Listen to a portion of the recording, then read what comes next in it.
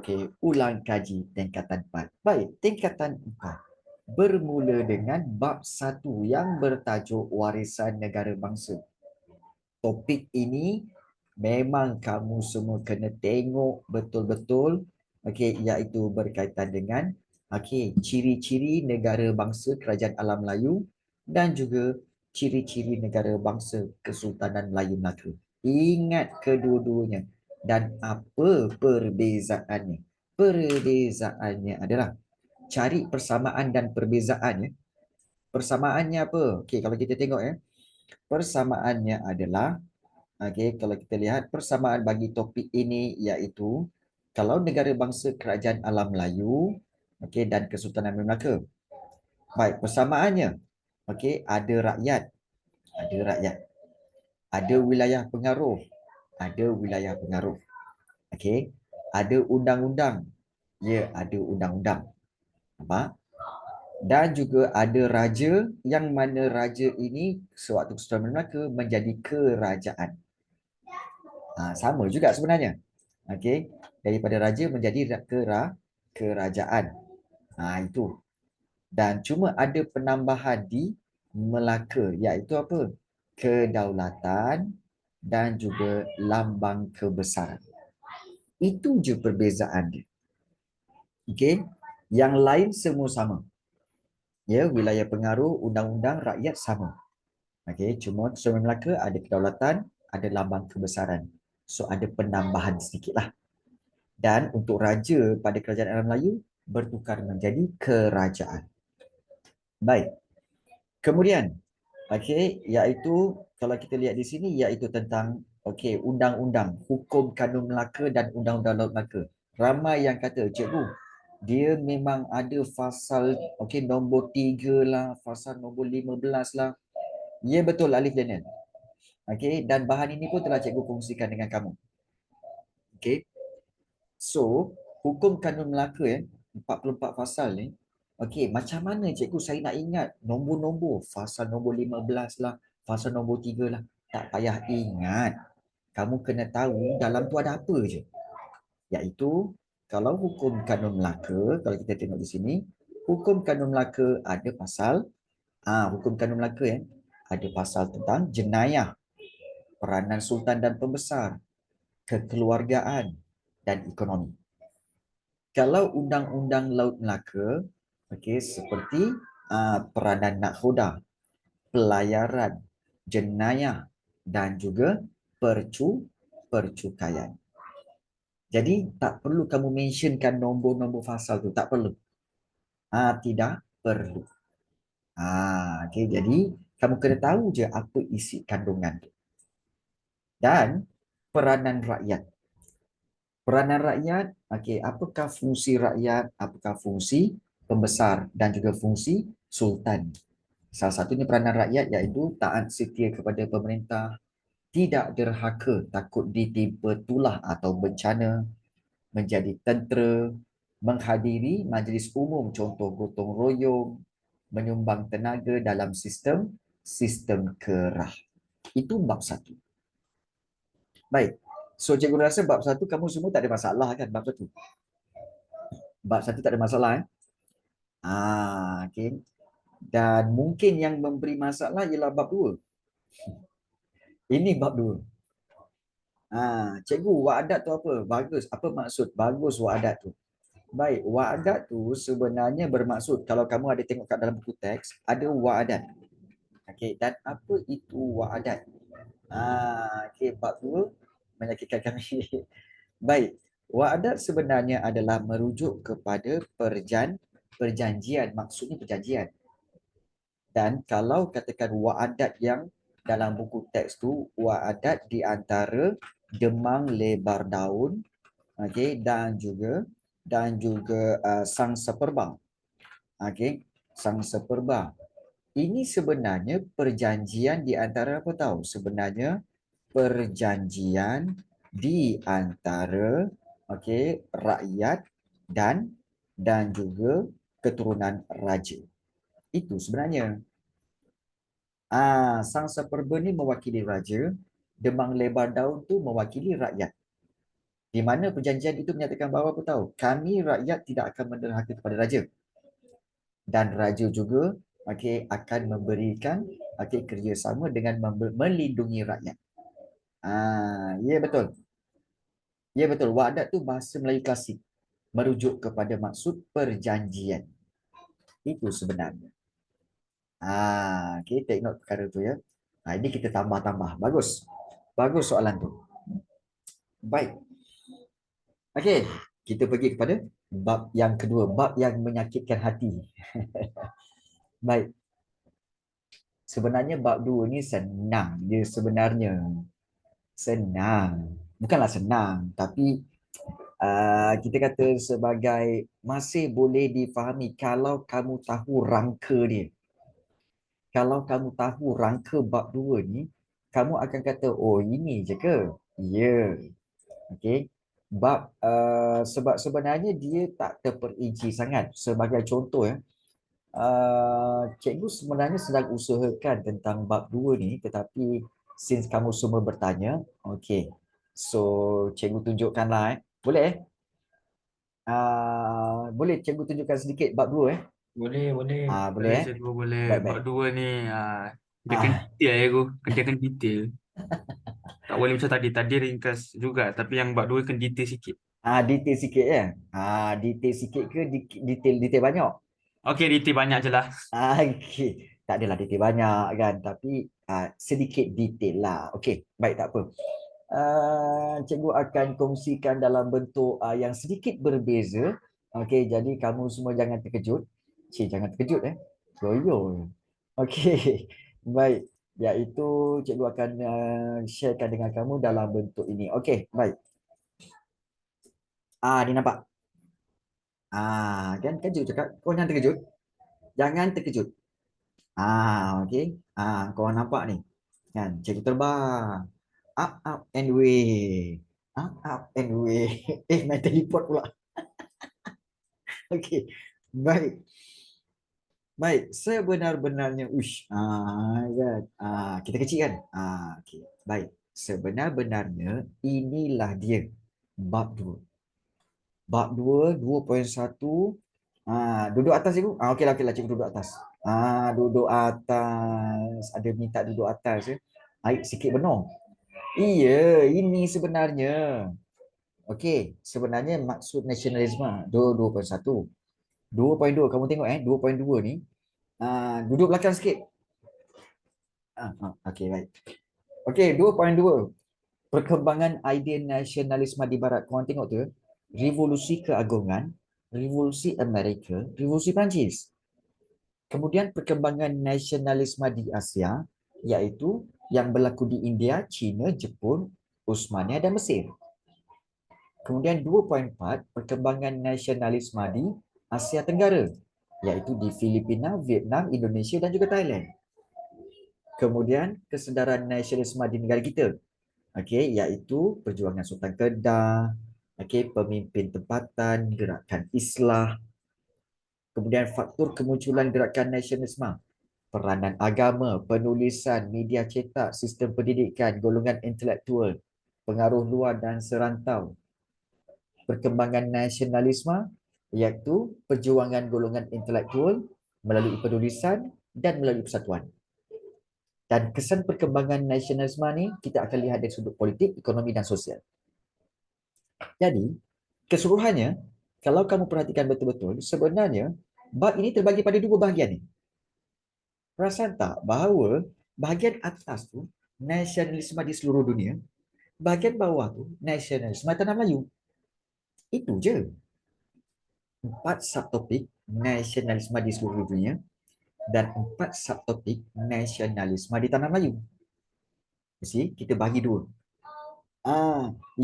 Yang banyak-banyak tu huraian dia. Yang banyak-banyak tu huraian dia. Itu je. Sebenarnya kau mau belajar ini. Kan. Okey, yang banyak-banyak tu huraian dia. Okey. Baik. Kemudian, kalau kita lihat contoh maksud nasionalisme. Kenapa Burma tak masuk cikgu? Ada sebenarnya Burma tertinggal. Baik. Maksud nasionalisme, kalau kita lihat, okey, dia terbagi pada dua sudut, iaitu yang pertama maksud nasionalisme tu, perasaan cinta terhadap bangsa dan negara, semangat perjuangan, pembelaan. Dan untuk tokoh-tokoh pendapat tu, okey, dan pendapat-pendapat tokoh ni, kamu hanya perlu tahu bezakan. Sebagai contoh Hans Kohn ni kan, letakkan kesetiaan, okey, negara atau bangsanya. Yang merah tu keywords dia. Okey, William R. Roth, okey, kebangkitan nasionalisme Melayu, kebimbangan terhadap sekularisme dan imperialisme. On Jaafar, zahirkan suatu bangsa yang lebih tegap dan kuat. Burhanuddin Helmi, menentang penjajah, hendaklah ada persatuan dan perpaduan yang kuat. Sundaralingam, fenomena sejagat. So keyword sangat penting dalam dalam bab yang kedua. Keyword sangat penting. Tapi ini tak ada dalam dalam nota tu ya. Tak ada dalam nota tu. Okey, baik. Dan kita lihat contoh. Okey, kalau kita nak tengok tentang 2.2, okey, iaitu perkembangan idea nasionalisme di barat. So, ingat, macam mana kita nak ingat, kita nak bezakan antara revolusi keagungan Amerika dan Perancis. Revolusi keagungan, tegakkan kedaulatan parlimen, hak asasi rakyat. Okey. Raja James membelakangkan parlimen. Ahli parlimen bangkit menentang pemerintahan raja berkuasa mutlak. Tu revolusi Amerika pula, menentang penjajahan British. So, bezakan. Bila kamu tengok baca, lah ini je ke beza dia? Bila kita buat perbandingan, kita cari persamaan, kita cari perbezaan daripada nota tu, kita akan lihat betul. Lah ini je ke? Oh ini sebab ini sebab ini sebab ni. So ada berbeza-beza. Memudahkan kita untuk ingat. Dah ada yang nak minta nota ni. Baik. Sebenarnya nota ini sebenarnya adalah cikgu punya presentation. Untuk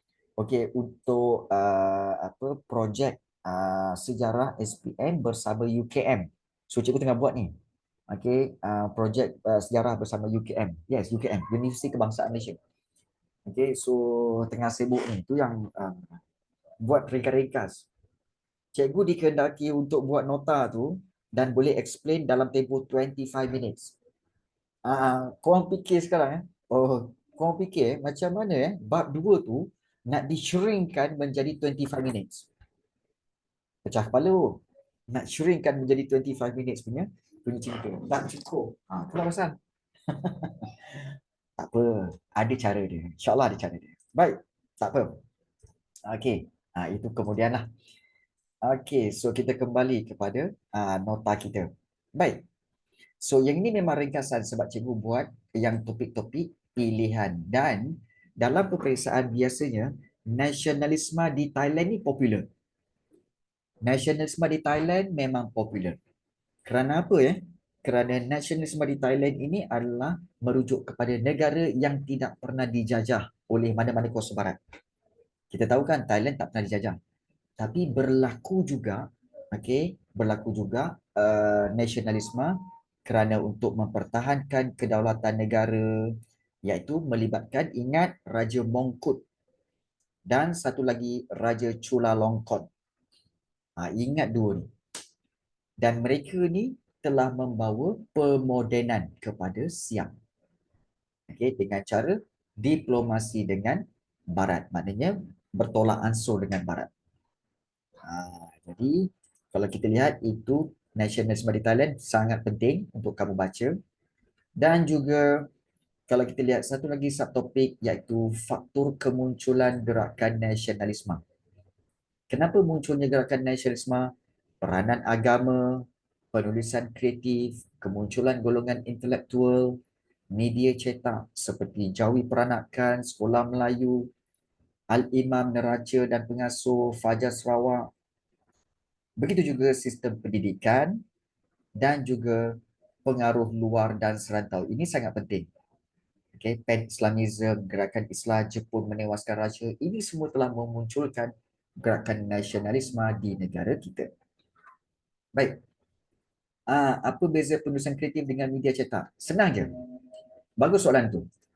Penulisan kreatif ialah novel. Novel, cerpen seperti buku Nyawa di Hujung Pedang. Itu novel, penulisan kreatif.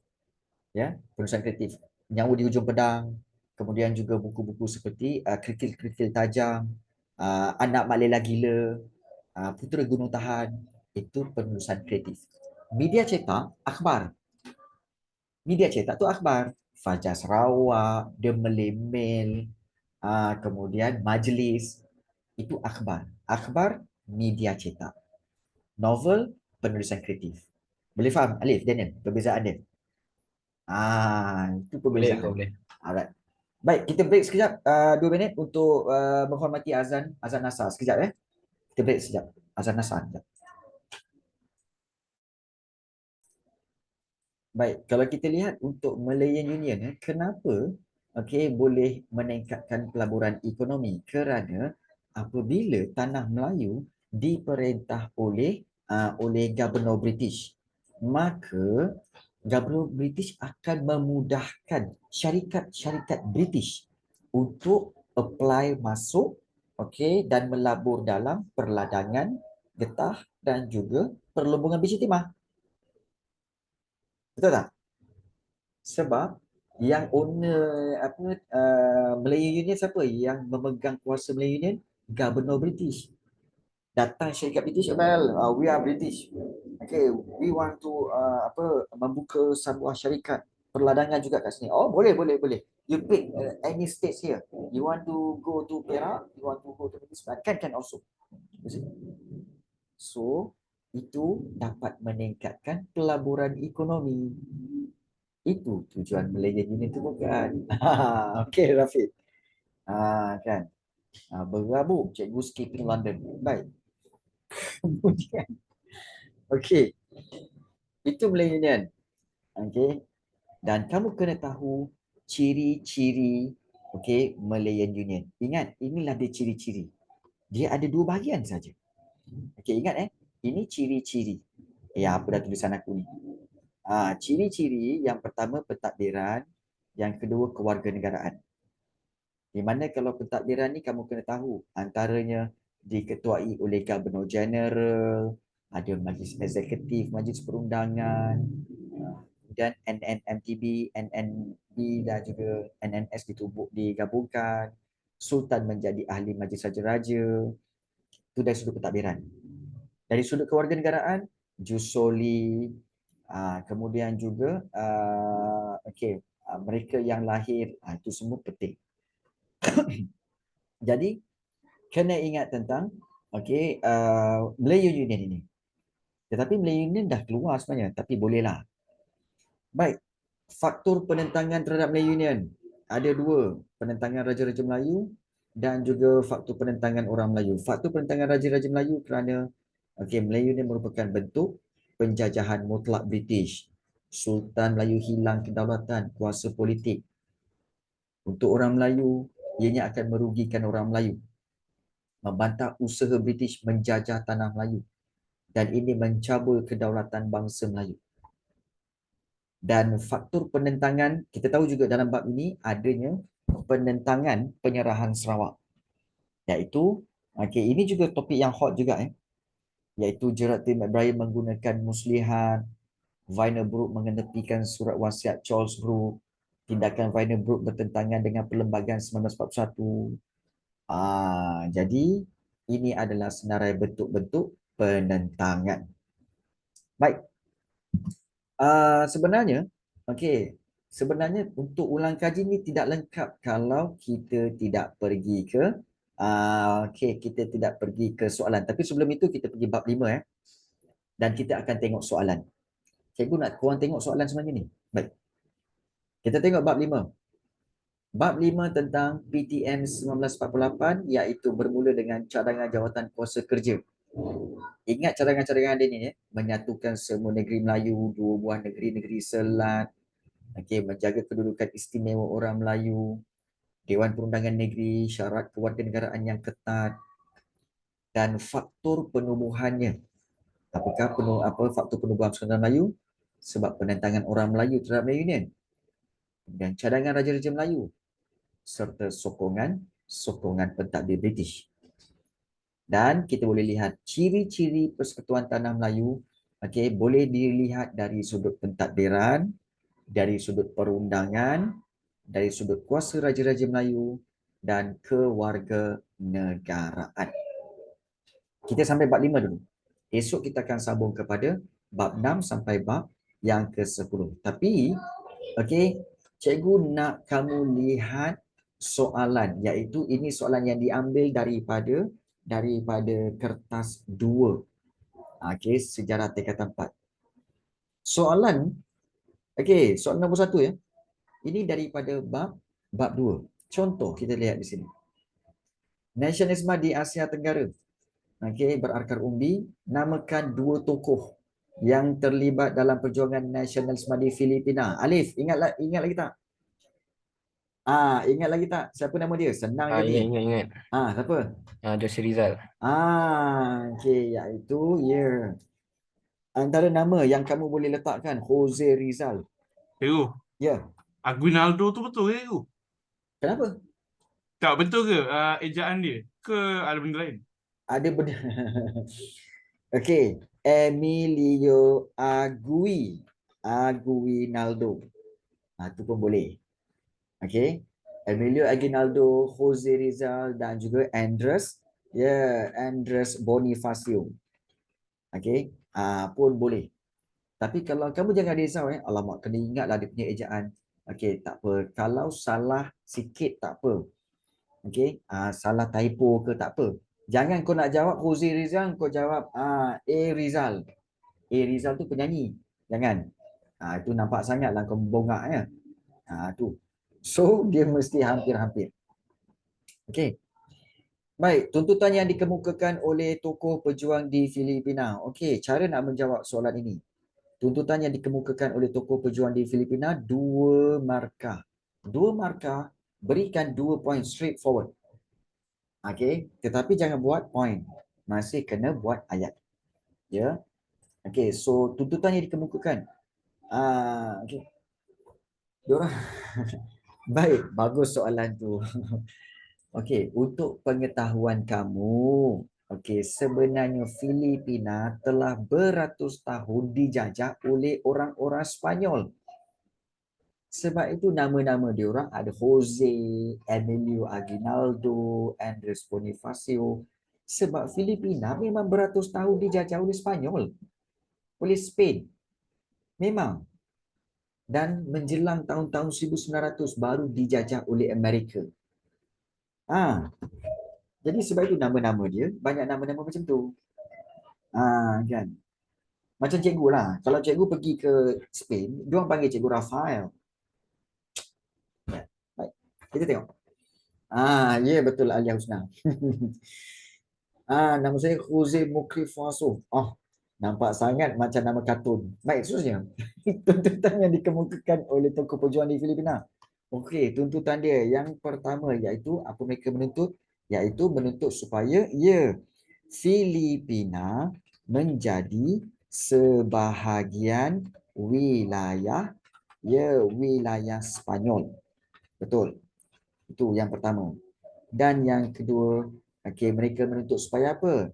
Hak orang Filipina diberi sama seperti orang Spanyol. Maknanya hak orang Filipina diberi sama. Hak yang samalah diberi kepada orang Filipina. So 2 poin ni sudah cukup. Itu tuntutan dia. Baik. Kemudian berikan 2 pertubuhan yang ditubuhkan dalam usaha menentang penjajahan kuasa barat. Pertubuhan apa? Senang saja. Okey, pertubuhan Jose Rizal. Dia menubuhkan Katipunan, betul? Betul Katipunan. Okey, ya. Katipunan. Okey, dan satu lagi iaitu apa? Katipunan dan satu lagi Liga Filipina. Okey, Liga Filipina. Betul. Okey, 2 pertubuhan yang ditubuhkan dalam usaha menentang penjajahan kuasa barat. Baik. So soalan-soalan macam ni memang dia straightforward. Okey. Tetapi kalau kamu tak dapat juga, cuba usahakan untuk boleh menjawab soalan kebat. Okey, iaitu contohnya macam ni. Semangat nasionalisme wujud dalam kalangan rakyat tempatan. Ekoran sistem pentadbiran yang diperkenalkan oleh penjajah. Kemukakan pandangan anda. Ini sistem pentadbiran yang diperkenalkan oleh penjajah. Maksudnya di sini, fahami dulu kehendak soalan. Okey, dalam outline. Oh ya ke? Okey. Baik. Sistem pentadbiran yang diperkenalkan oleh penjajah menyebabkan wujudnya semangat nasionalisme. Apa tu cikgu? Okey, sistem pentadbiran barat ni macam mana dibuat? Alamak, bocor-bocor. Baik. Sistem pentadbiran yang macam mana? Okey, iaitu kalau kita tahu bahawa pentadbiran barat dia eksploitasi ekonomi tempatan, betul? Eksploitasi ekonomi tempatan maksudnya dia cuba eksploitasi hasil ekonomi tempatan sebanyak-banyaknya. Mana tak marah orang-orang rakyat tempatan? Muncullah semangat nasionalisme, betul? Eksploitasi ekonomi tempatan. Itu satu. Dan yang kedua, sistem pentadbiran yang kedua iaitu apa? Iaitu mengabaikan kebajikan kebajikan penduduk tempatan. Kebajikan penduduk tempatan. Macam mana tu cikgu? Senang je kalau nak bagi contoh. Iaitu antara contoh yang kamu boleh buat iaitu apa? Seperti pendidikan. Di mana kita tahu bahawa di tanah Melayu contohnya, pendidikan dalam bentuk apa? Dalam bentuk sistem vernakular. Dan hanya di peringkat rendah saja belajar menulis, membaca, mengira.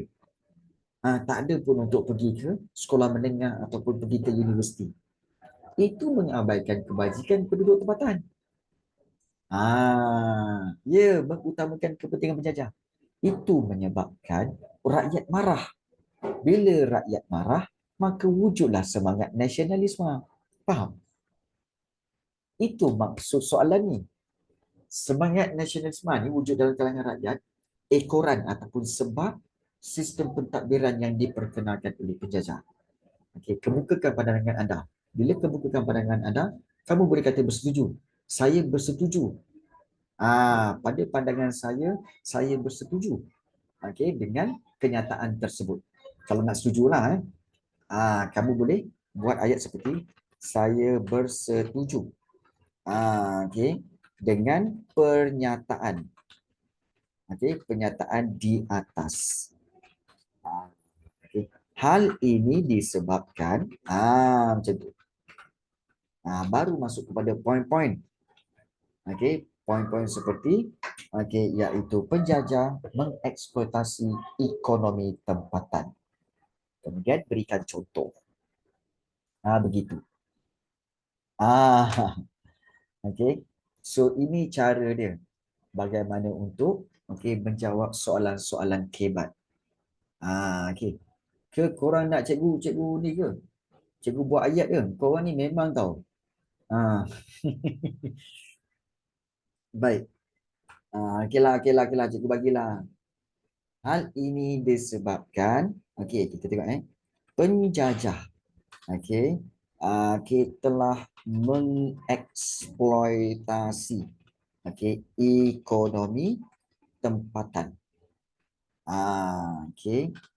Jadi kita boleh tambahkan untuk huraian. Huraiannya apa? Kita huraikan apa eksploitasi ekonomi tempatan tu cikgu? Iaitu kita tahu bahawa penjajah penjajah telah membawa keluar membawa keluar sumber alam, sumber bumi negara seperti biji timah dan getah. Sumber bumi negara seperti biji timah dan getah untuk kepentingan mereka. Kepentingan mereka. So lagilah marah. Nampak tak? Jadi ini cara bagaimana untuk menjawab soalan seperti ini. Baik. Kemudian, ingat soalan ini membawa kepada 4 markah. So, jangan puas hati dengan sedia ada. Korang kena terus berikan jawapan. Baik, apakah jawapannya di sini? Okey, kita teruskan dengan apa? Selain itu. Permulakan dengan penanda wacana selain itu. Selain itu, okey, kita tahu bahawa semangat nasionalisme. Okey, semangat nasionalisme wujud ekoran daripada tindakan penjajah. Kita terus ambil kepada point. Tindakan penjajah mengabaikan kebajikan penduduk tempatan. Titik. Okey. Sebagai contoh, boleh buat sebagai contoh, iaitu penjajah tidak kita kata membiarkan ke mengamalkanlah sistem pendidikan vernakular yang menyebabkan berlaku pengasingan kaum. Berlaku pengasingan kaum dan menyebabkan kerenggangan kaum. Titik. So macam tu.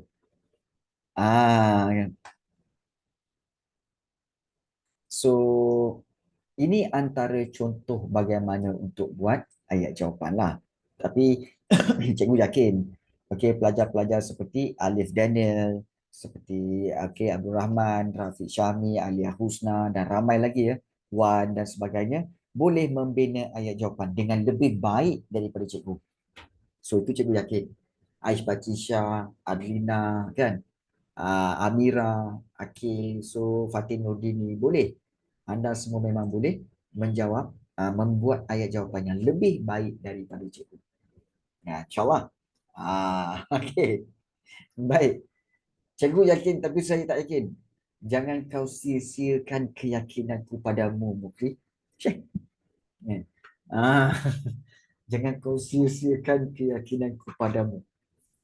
Oh iya, ayat klise. Okey. Kan? Baik. So, untuk kamu semua, untuk kelas esok, cikgu nak kena letakkan satu assignment pada kamu. Baik, assignment yang kamu kena buat, iaitu, kamu kena pilih satu soalan daripada, struktur bahagian A, satu soalan daripada struktur, sama ada soalan nombor 2, atau soalan nombor 3 atau soalan nombor 4, pilih satu. Dan satu lagi cikgu nak kamu pilih soalan esei. Soalan esei satu juga. Sama ada soalan 5, soalan 6, soalan 7, soalan 8. Tapi soalan tu mesti kamu jawab A, B, C lah. Bukanlah maksudnya 9 tu kamu buat A saja, bukan. Ambil satu soalan, so buat sama ada buat A, B, C. Satu soalan daripada soalan esei, satu soalan daripada soalan struktur. Dan tulis jawapannya di atas kertas, kemudian kena hantar dalam grup. Ya. Tulis, snapkan gambar, dah siap snapkan gambar dan submit. Ya. Submit sebelum tengah malam ni. Sebab besok nak raya. Kau jangan macam-macam. Sebab besok nak raya bang.